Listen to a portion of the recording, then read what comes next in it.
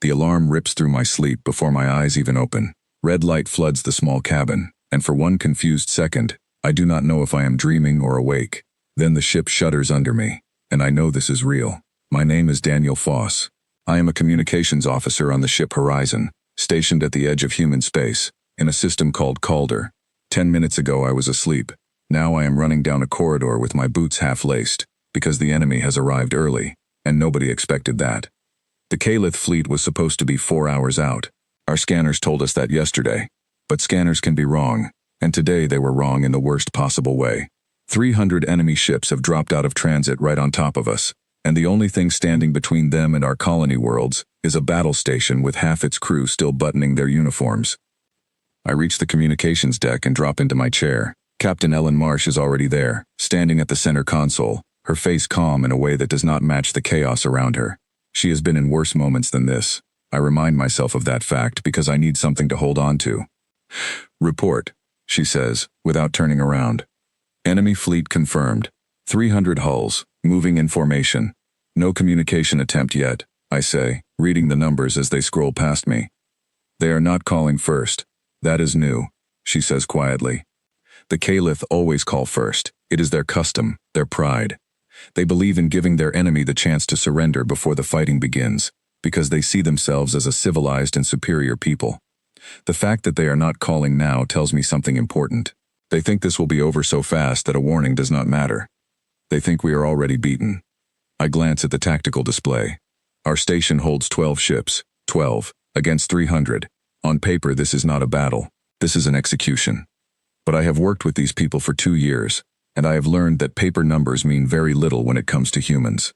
"Get me a channel to Fleet Command," Captain Marsh says. I patch her through. The voice on the other end belongs to Admiral Grace Whitlock, a woman who has spent her whole career preparing for a day exactly like this one. "Ellen, I see them," Whitlock says. Her voice is steady, almost bored, as if she is discussing the weather rather than an invasion fleet. "Hold position. Do not engage, let them come to you. 12 ships against 300, and you want us to hold position?" Marsh says. "I want you to remember your training," Whitlock replies. "The Calith have never fought a real war, not one that lasted more than a single battle. Their fleet doctrine is built for quick victories against soft targets. They are not ready for what you are about to show them." The channel closes, and Marsh turns to look at me. For the first time, I see something behind her calm expression. Not fear, something closer to patience. The kind of patience a person has when they know a storm is coming, and they have already built the shelter to survive it. "Daniel, open a general channel to the crew," she says. I do it, and her voice fills every deck of the ship at once. "This is your captain speaking. In a few minutes we are going to be outnumbered 25-1. I want every one of you to understand something before this begins. We did not choose where this fight happens, but we did choose how long we have been preparing for it. 30 years, since the day we first met another species among the stars. 30 years of watching, learning, and building, while everyone out there assumed we were still catching up. We are not catching up anymore. Hold your stations. Trust your training. Let's show them why nobody in this galaxy should ever mistake patience for weakness." Her voice cuts off, and the ship goes quiet except for the low hum of the engines and the beeping of the tactical display.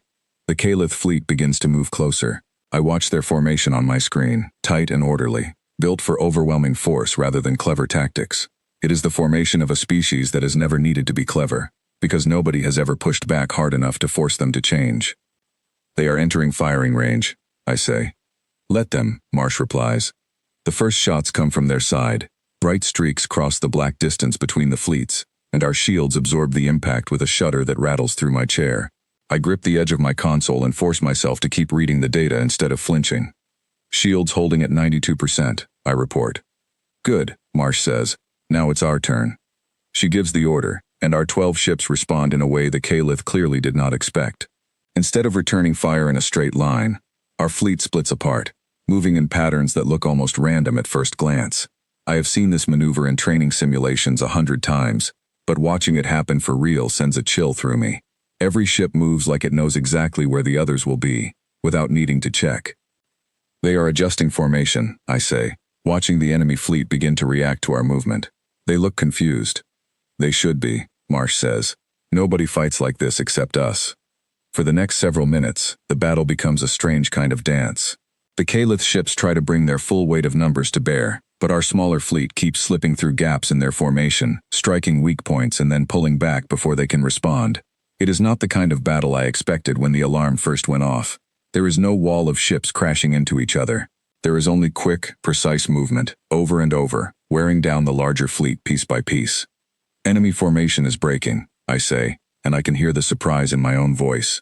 That's what happens when you fight a battle you've never had to fight before, Marsh says.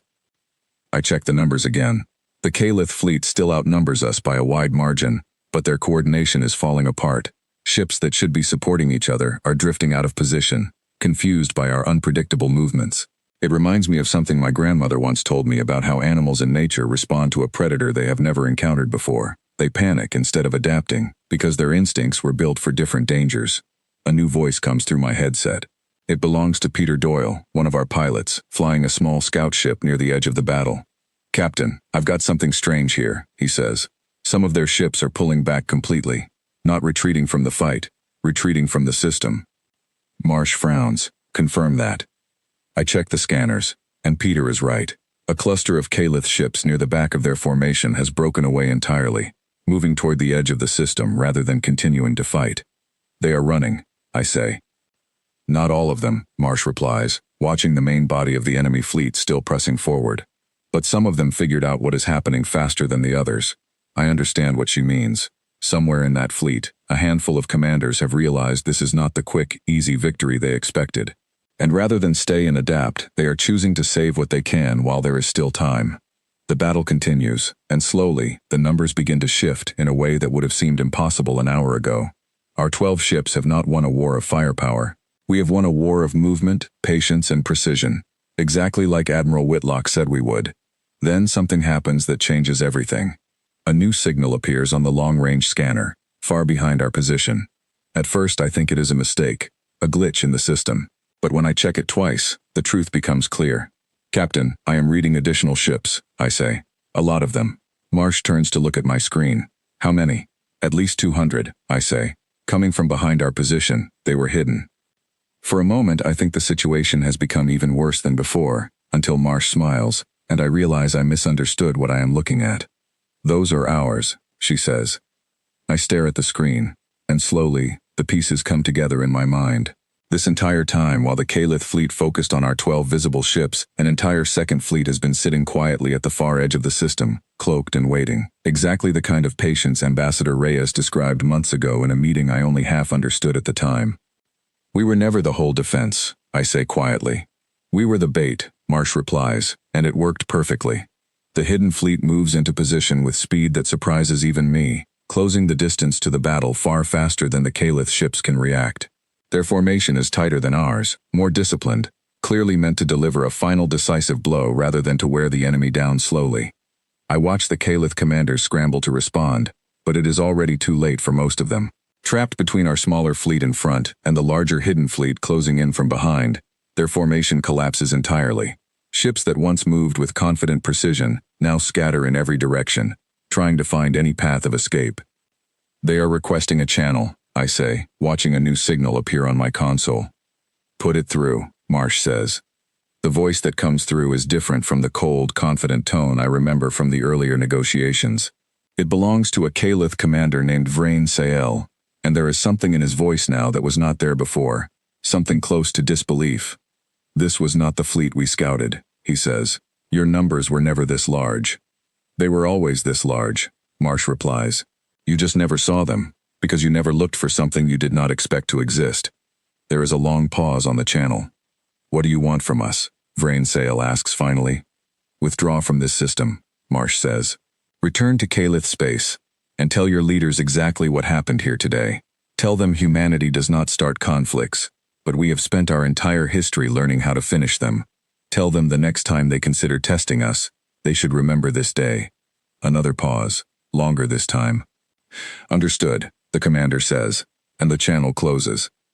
I watch on the tactical display as the remaining Caliph ships begin to pull back, retreating toward the edge of the system, in a formation that looks nothing like the confident approach they arrived with. What started as an invasion fleet of 300 ships leaves as a scattered group, moving away as quickly as their engines will allow. The bridge stays quiet for a long moment after the last enemy ship disappears from our scanners. Nobody cheers, nobody celebrates. There is only a kind of tired relief settling over everyone, the feeling of people who have just survived something enormous and are still trying to understand what it means. Casualty report, Marsh says finally, her voice softer now than it has been all day. I check the numbers, and for the first time since the alarm went off, I feel something loosen in my chest. Our losses are minimal. A handful of injuries across the fleet, no lives lost. Compared to what could have happened, it feels almost impossible. We held, I say, more to myself than to anyone else. We did more than hold, Marsh replies. We ended it before it truly began. Later, after the ship has settled into a quieter rhythm, and the crew has had time to rest, I find myself standing near a viewport, looking out at the empty space where the battle happened only hours ago. Peter Doyle joins me, still wearing his flight suit, looking as exhausted as I feel. You ever think about why they underestimated us so badly? He asks. I think about the answer for a moment before speaking.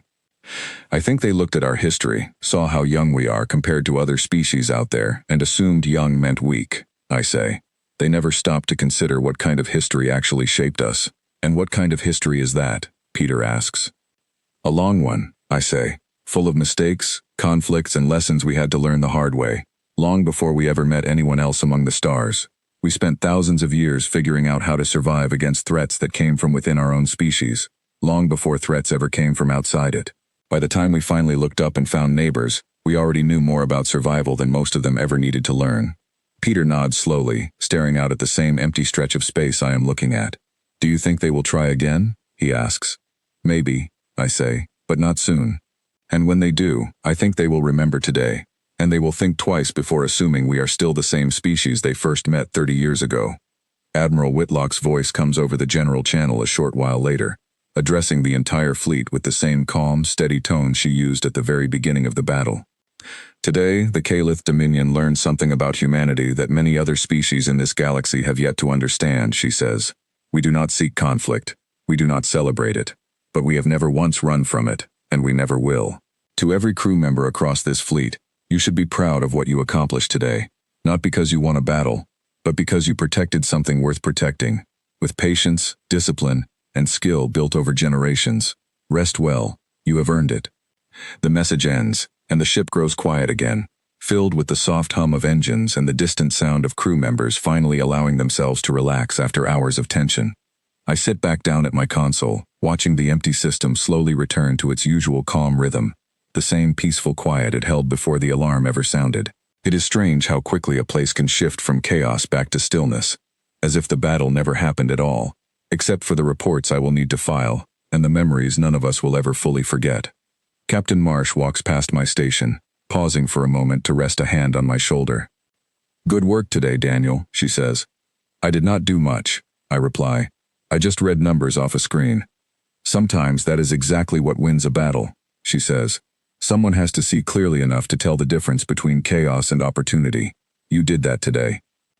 She continues down the corridor, leaving me alone with my thoughts and the quiet hum of the ship around me. I think about Ambassador Reyes, standing calmly in front of an alien delegate months ago, warning them about a mistake they were about to make. I think about how easy it would have been for them to listen, to reconsider, to choose a different path entirely. Instead, they chose to test a species they never truly understood, and today, they finally learned exactly what that mistake cost them. Outside the viewport, the stars remain exactly as they always have, distant, quiet, and endless, giving no sign of the battle that unfolded beneath them only hours earlier. I watched them for a long while, thinking about how many other species out there might still believe the same mistake the Caliph made, and how many of them might one day make the same choice, unaware of what waits quietly on the other side of that decision. For now, though, the system is calm again. The horizon drifts slowly back into its usual patrol pattern, joined by the fleet that once hid silently at the edge of the system, waiting for a moment exactly like this one. I close my eyes for just a moment, letting the tension of the day finally drain out of my shoulders, grateful for the quiet, and grateful that today, patience and preparation were enough to protect everything we came here to defend.